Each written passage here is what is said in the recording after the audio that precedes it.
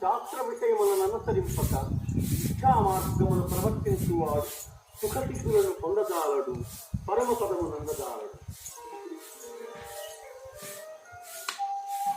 I am going to early morning temple.